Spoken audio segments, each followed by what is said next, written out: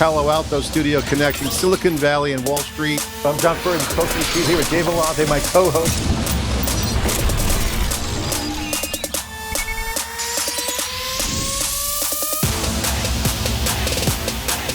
Welcome back to theCUBE. I'm John Furrier, your host, here at our New York Stock Exchange CUBE studios, part of our East Coast hub, of course, connecting Silicon Valley from Palo Alto to Wall Street. This is our AI Factory Series, part of our NYSE Wired program, a CUBE original. Got two great friends on theCUBE, former Amazonians now starting a new venture.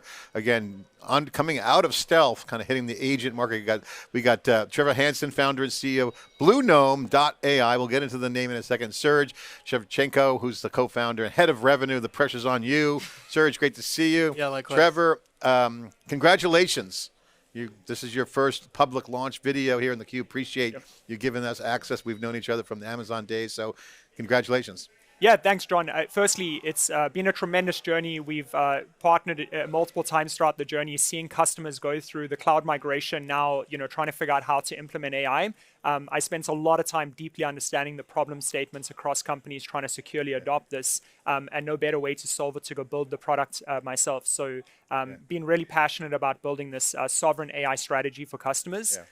So at a very high level, we realized that, enterprise customers and every persona is sitting there trying to figure out how do they invest in this technology, how do they keep it safe, and then more importantly, how do they standardize? We came to realize that having a sovereign strategy is critical so that you can actually understand where you're deploying your stack, your data is your own data, the model providers you're using, you have controls and boundaries around that, and that's what we set out to do, is ensure we can equip customers with that technology. So, Serge, talk about the unique Amazon position, because Amazon sees everything. You mentioned sovereignty. It's the hottest area. It's where most of the infrastructure build out is. It's where the cloud intersects. I mean, cloud sovereignty's been around for a while, but now AI sovereignty is coming in. It speaks that you guys had a good visibility. What did that enable you to do, and how does your combined experience collectively bring you to this opportunity? Yeah, I mean, I think spending time with partners and customers over about a decade. So collectively, we've been doing this for about 20 years. We noticed that the AI bottleneck was not just, services or security or cost management, right? You're seeing some of the articles about organizations facing these challenges. That the challenge is actually the lack of the combination of both proper AI orchestration and services to really approach this new software development model like we talked about. Trevor, you've seen a lot of the corp dev, product work, partnerships. Amazon Web Services probably was the best success story that I've seen in my lifetime. Now we've got the whole AI thing playing out too. How it's gone from just such a humble beginning, misunderstood as Andy Jassy would say, to this massive ecosystem, major enterprise penetration, just the growth. And okay, that hits it, successes are there. Then you got this whole, that's the substrate now we're building on. Now you got the agents coming over the top that's now globally distributed. What is unique about this venture? What jumped out at you? What made you guys start the company?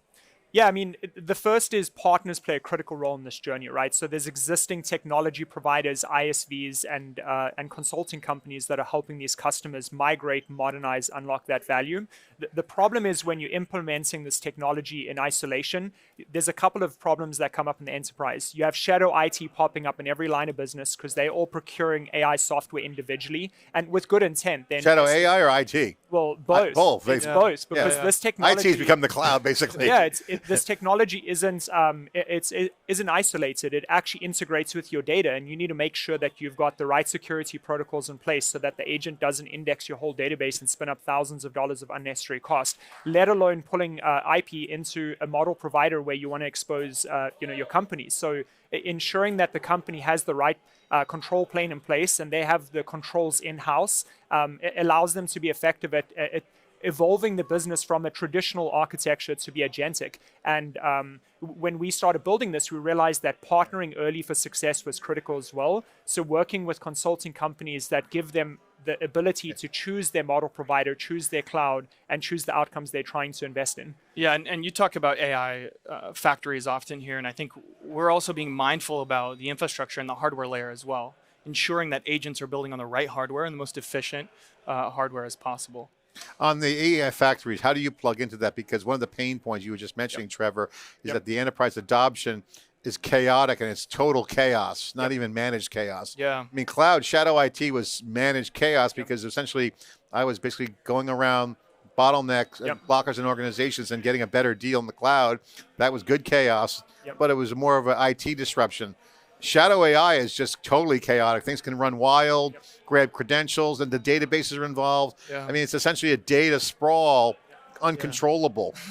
And the bigger risk for leaders at companies is they actually don't even have visibility into this. What agents are accessing what data at what cost in their business. And when they're sitting there saying, where are we deploying AI technology today? I'm pretty sure most CIOs and COOs are not able to actually show you a clean list. The risk starts all the way in the existing data centers where they're busy deploying technology to harness existing data. So what we've done is actually looked at every layer of the stack, and we partnering with infrastructure providers so that we can do cost optimized deployments within a customer's data center, so that when they're going through migration and modernization, they have a sovereign AI control plane that they can migrate and over time harness powers in the data center and in the cloud. All right, so go ahead. Enterprises want the ability to fully control AI, not just in the cloud, but in the data center as well. And that gives them we give them the ability to do that and the portability that when they are ready to go to the cloud, they can do that. So Blunom, BLUNOM.ai is the name of the company, Blunom. Serge, you mentioned it's kind of like a genome. My son just did a genome sequencing, and you see all the DNA, the genetics. How much has mutations happened in the DNA going back to the origination? Why the name? Explain the name Blunom. That's a great question. I don't know if you saw the new Fed chair, Kevin Warsh, just talked about how AI will just be called business. And we believe that through our platform, as we provide every line of business leader the ability to build, manage, and deploy AI safely, securely, manage costs, we are truly like genome to the body. We are going to bring businesses to life. And there's a lot of DNA in there. And like legacy database. That's an Oracle database from them, but it's system of record. Don't touch it. That's all our Salesforce stuff. So all these databases, this is why a SaaS apocalypse is totally overblown, because that data gravity and moat, you can abstract that away. Now they got to build better products. It's like the iPhone versus the iPod. They're two different things. And to add to the Blunom, so blue being a color you trust from traditional IT, but the gnome is the genomic aspect of your business. You need an antivirus system, the nervous system that's connected. One thing that we're really excited about is having a cognitive layer that allows the business to centralize knowledge and learnings. You talk about SaaS, so we have over 150 different ISVs integrated into the platform that the agents natively understand how to interact with. So when you're building an orchestration layer or asking a simple question of your AI agents, that agent is able to actually go interact with securely with different software companies where you already have business users operating today. The valuable part is that you're able to deploy this technology to both technical and business users. So we see a lot of companies today, they're building specifically for the technical persona and the developers. We believe that equipping every line of business, particularly the business users, with a piece of experience in the AI that can drastically improve their productivity is going to be critical, but you have to do it with the right controls in place. That's right. Well, and also just to touch on that, giving the CISO the ability to manage these agents, regardless of which line of business they're being deployed in. That's some of the challenges our customers have been telling us. They're seeing a lot of these agents being managed, built, deployed in different lines of business, and they have no idea how to manage not just cost, but intra-agent communication or department communication east to west, which we're solving for today. It's an integrated approach. The C-suites involved, the line of business you mentioned. We're seeing that in the data from theCUBE research. It's not just an IT transformation, it's a business model transformation. It's a complete thing. You mentioned the partnerships. So obviously, knowing you guys were in stealth for a while, I know you were very kind of low key, and I didn't even know what you were working on until I just found out today. So thanks for sharing. But how much work has gone in? Take us through from origination. How much momentum have you did? What work have you done integrating 150 ISVs? That's pretty significant. We're going to have Brandon Kissinger on, who's one of your first customers. You've done some work. Partners. So take us through, because you got a lot of traction there. You kind of built it out. Take us through that. Yeah, I mean, what I saw firsthand is no enterprise customer is able to solve this problem alone. And they're bringing in specialized technical individuals, they're bringing in consulting firms they trust. So multi-partner collaboration to unlock value is going to be critical. So you're building an ecosystem stack, yeah, basically, into your layer. And that's something we're proud about, is that we ecosystem orchestrators as well, is that the channel from the beginning was a priority at the top of the board for us, is realizing that we should not just go in alone, but partnering with software companies that deeply understand AI, cloud, migration, modernization. All right. So here's a question for you. So in the training to inference evolution, everyone was one point into training, buy a bunch of GPUs, train the heck out of the data, and then comes inference. Oh, I bought that rack, and I got to redo it. We're seeing a similar thing play out for agents. I think I nailed my layer, and then all of a sudden, wait a minute, I need harmonization, I need compliance. Are you seeing the same thing play out? And what should customers do? Because if I could swap out models, I need to create some fusion. Yeah, I mean, now, you know, a couple of years into adopting AI and agents, you now realize that the infrastructure layer is going to be the most important aspect of this deployment, is ensuring that there's cross-functional collaboration across your business, that the models can communicate with each other, and more importantly, you're not creating data silos or AI silos in your business. So having a platform that can connect the whole business and every agent can speak south to west across the business. And Serge, talk about the model piece, because what you're seeing is small language models, which we called 4 years ago, so we got that right. But now we're seeing real-time swapping out models because of either economics or capabilities. It's like that scene in The Matrix, you know, upload how to fly a helicopter. You might need a model today for this. Yeah, if agents are airplanes, and we consider ourselves as the FAA, right? We're making sure that people are not shipping a box from one city to another, or perhaps even one neighborhood to another using a 737. You don't need to do that. Swap it to a local model, or perhaps train your own model and have the ability to sort of swap models based on the user need. So you're building intelligence into the layer. Very much and so. To put a pin on that, is the more the platform gets consumed within their own environments, consumption makes recommendations. So it actually starts recommending that the model you're using is overkill for email summarization, and you could actually improve your cost by 70% in token usage. And it makes the recommendations to the business to swap out a model. And add another layer to that, because model modularity is important, but add another layer, which is model modularity and hardware. Suddenly you're looking at significant cost savings on the customer side. All right, guys, so talk about the status of the venture, financing, headcount, what's your goals, you guys hiring, what's the plans? Give a little stats on, you know, inside the numbers, what's going on with the company. Yeah, I mean, we first set out to make sure we deeply understand the problem statement, build the right solutions, the right partnerships, and engage in true business outcome selling. So our goal is not to just go, you know, drop in a product and step back. We really want to make sure we have success at the front of our partnerships and our customers. So our first call was to a partner, and we're really proud that we built that out first.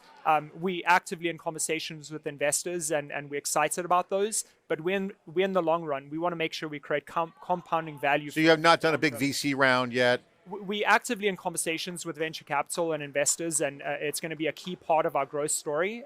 But customers and partners will always be our first points of entry. Correct. Great, guys. Congratulations. Yeah. Trevor, we just had a great session with Serge. Now Brandon Kissinger's the executive chairman of Snapsoft, your early design partner. And I love that you're on. Brandon, thanks for coming on theCUBE and participating.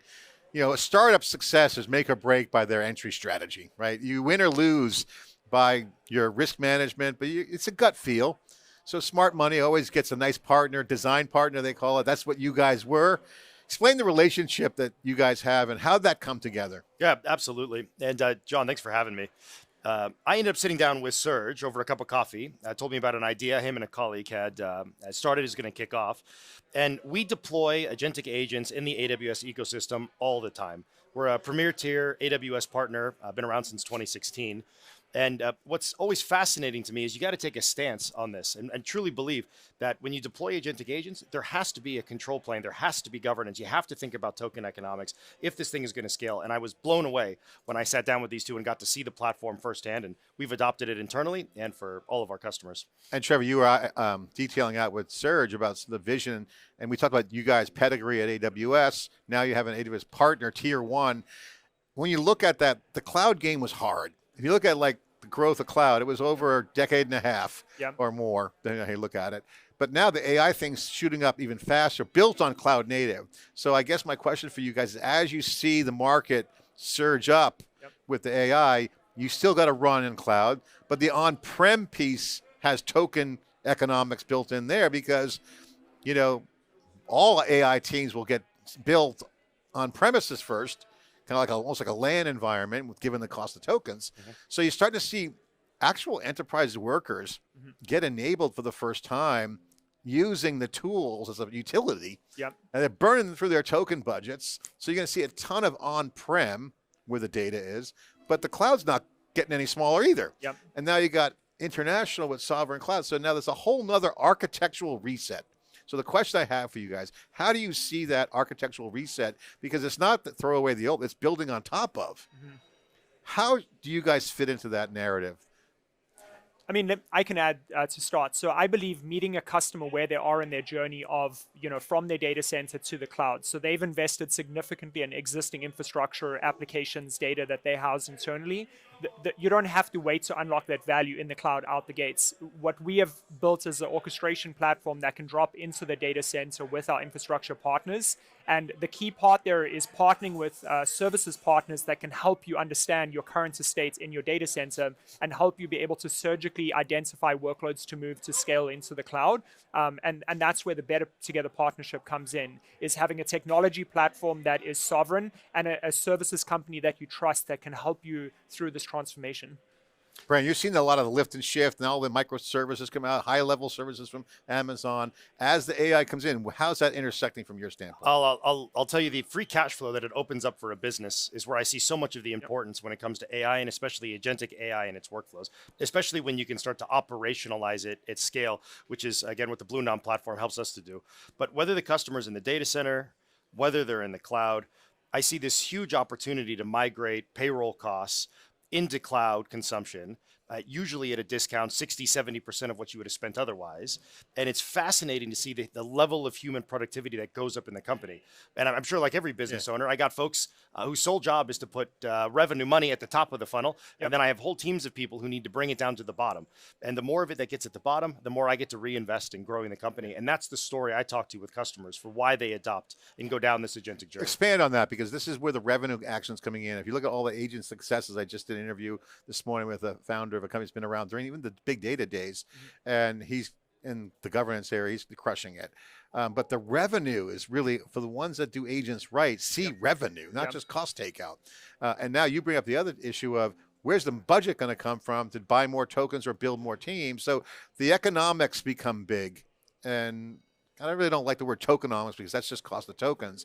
There's other costs in the business model. Can you share your thoughts on how you see that playing out? Because you were hitting on some of those things where, okay, yeah, but I still got to reinvest. Spot on. And I have feelings about it. And it's one of those things, there's a bit of a Groundhog Day. I was at the AWS Partner Summit, sitting around the room with a bunch of guys and gals just like me who run SI partners, some ISVs.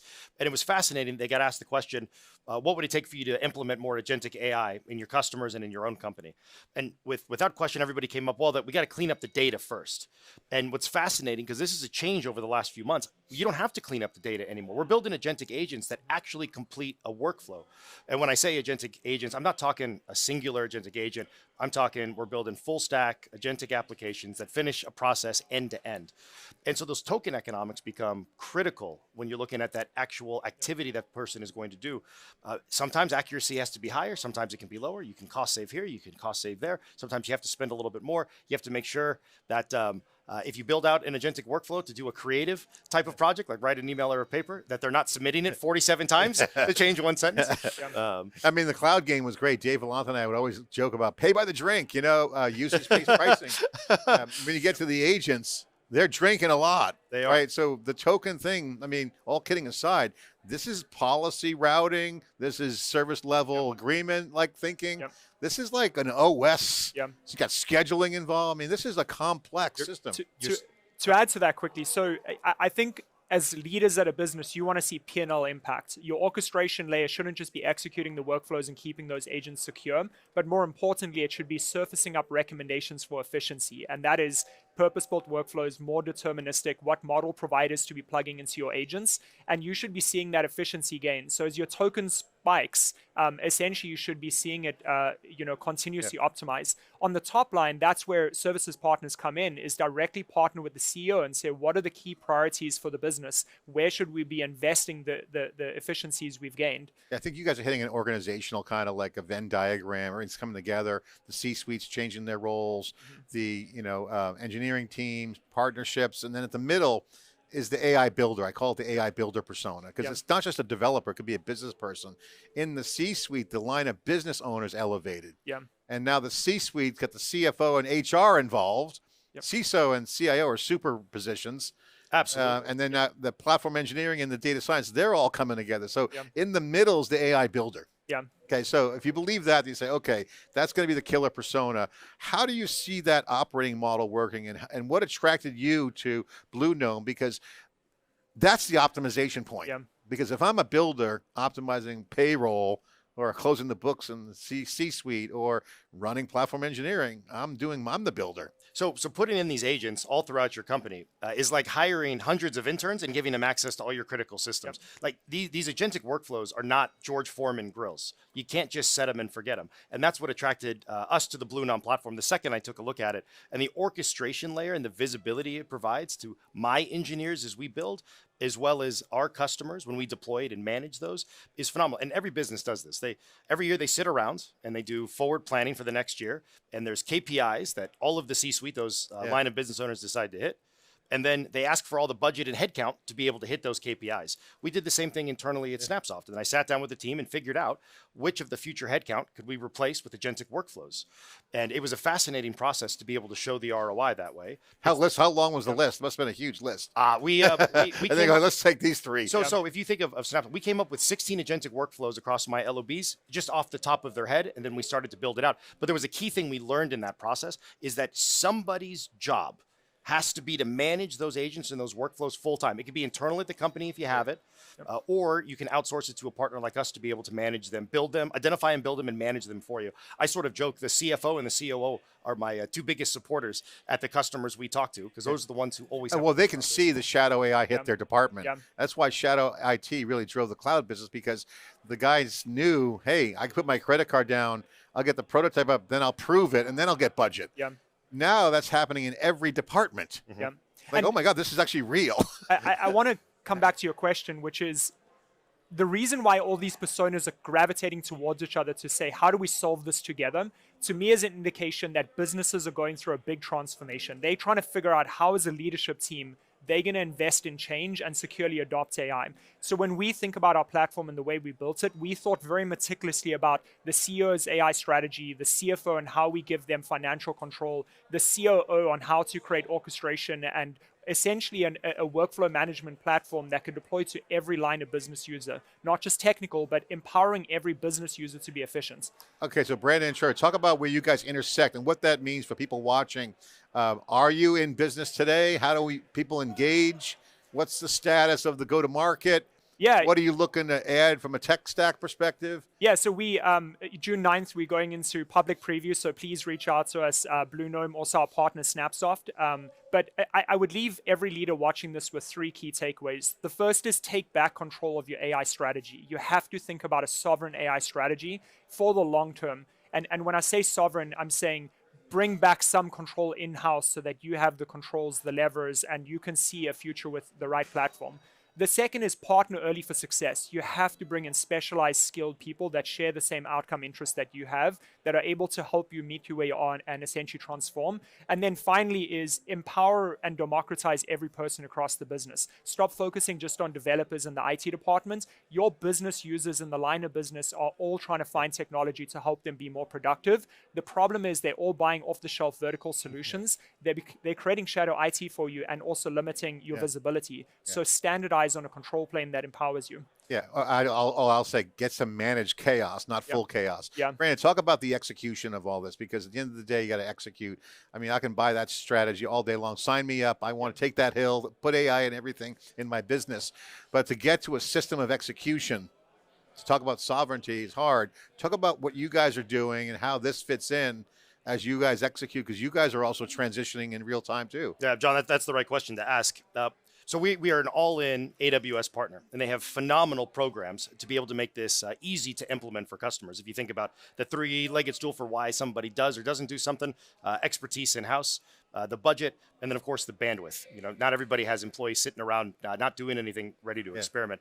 I'll tell you the way we've done it and the way we've packaged it up is if you followed me down my KPI to budget and headcount conversation, we go into a customer, we talk to the different lines of businesses, we look to identify one agentic workflow end to end with the highest rate of return for the company, but the easiest to implement. And this is going to involve us building multiple agents with multiple integrations. Blunom does a phenomenal job at the integrations. And then we build that agentic workflow in 30 to 45 days, soup to nuts, and it's ready for UAT, user accepted testing. We give it to the teams that play with it and give us feedback. Then we run you all the way back, and then I say, John, we did one for you. The team is happy. They're using it. Let's do the next 4 to 6. Yeah. And we're going to run it through over the next 2. And you guys are intentional with the targeting of that workload. Yes. This isn't a risk management side project. This is let's target where revenue, business value is hitting. And we need to figure out, we need to decide on what that ROI is, all right, at the very beginning.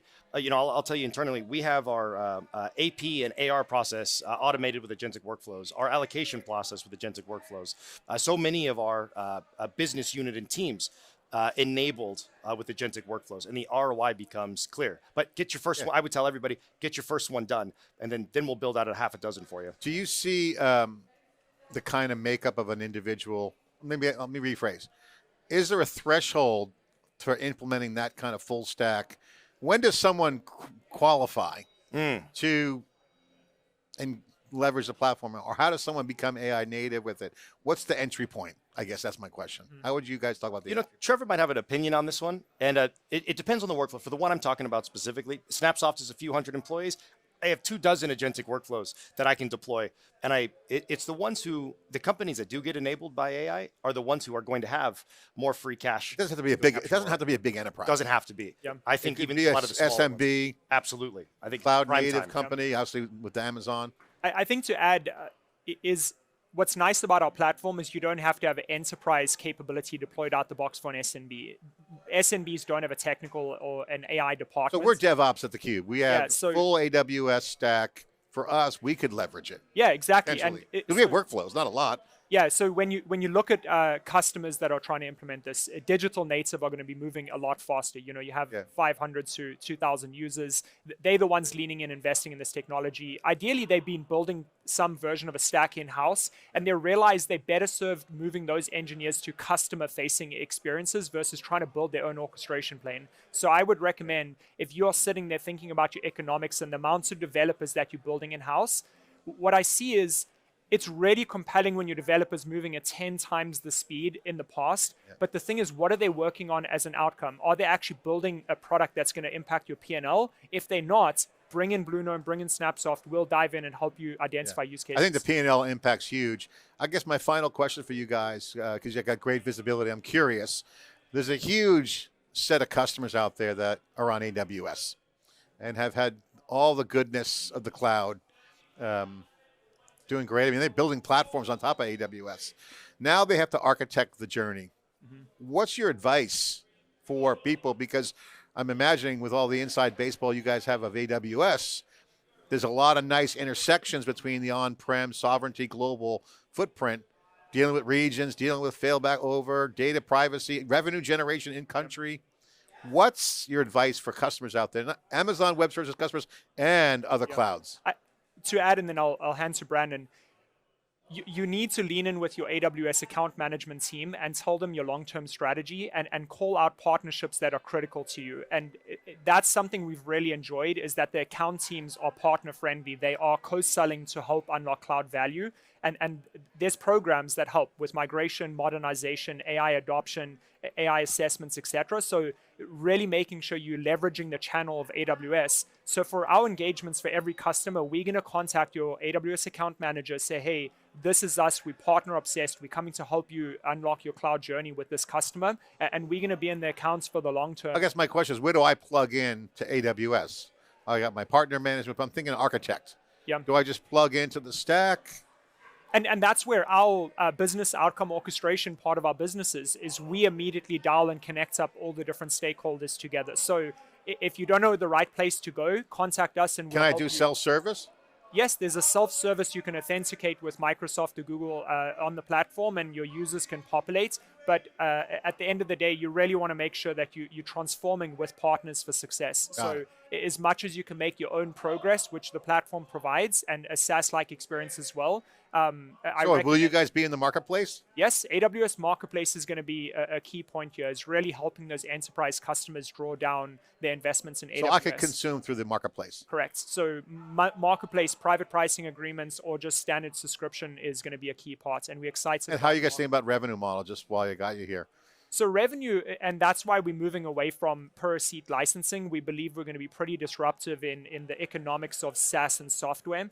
We're looking at platform and outcome-based pricing. So really making sure that we are pricing our model for the long term and seeing customers invest more in us because they see results. The more customers I onboard to it, the more they charge me.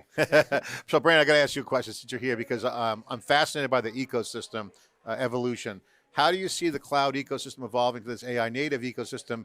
Because the game is still the same, but the game has kind of changed. APIs are great, but now you got agent connections. You got a lot more co-design going on, a lot more engineering in the partnerships. How do you see the success formula in the ecosystem to be successful building on top of cloud and to take advantage of the AI native? Oh, well, I'll talk about it maybe from a personal standpoint as an SI partner. And I think this is where a lot of companies have to wake up and get real, that there's going to be parts of your business and part of the things you do that you're going to have to cannibalize, or somebody's going to eat your lunch. And we looked at it internally, even for us. There are some lower expertise builds that we do that we can almost totally automate with agentic workflows and AI. And that touches, if you were to see it, touches 6 layers deep of the AWS tech stack, from Bedrock to Agent Core to DynamoDB, et cetera. And I think that's really going to change the game for these cloud providers, these hyperscalers, where you're going to see that usage all the way through go up. You mentioned earlier, data has gravity, and the amount of data that these agentic workflows are going to start to create and then have to start to consume within a company is going to be a game changer. Trevor, final word. Yep. What are you optimizing for? You guys looking to hire, get some funding? Get the plug. Yeah, there's a couple of things. If you're a services partner where you're a consulting company, a GSI, or a managed service provider, and you're looking for a technical orchestration stack, reach out. We're excited to partner with you. Customers, as you're going through this journey, we are willing to jump on any conversation with no expectations. Give us the hard feedback because we want to iterate on the product. From an investor perspective, as I mentioned, our goal is really to make sure we unlock long-term value for our investors, our partners, and the partnership with AWS has been phenomenal. So we're really excited about this journey. What's your 5-year pro forma say? Bring us back on 5 years and have that conversation. Thanks for coming on, Trevor. Brandon, thanks for coming on. And for Serge. I'm John Furr, host of theCUBE, here in our NYSE AI Factory series. Of course, the NYSE Wired program, theCUBE Original, is an open network of innovators and leaders making it happen and bringing in the future of generative AI and agentic. Thanks for watching.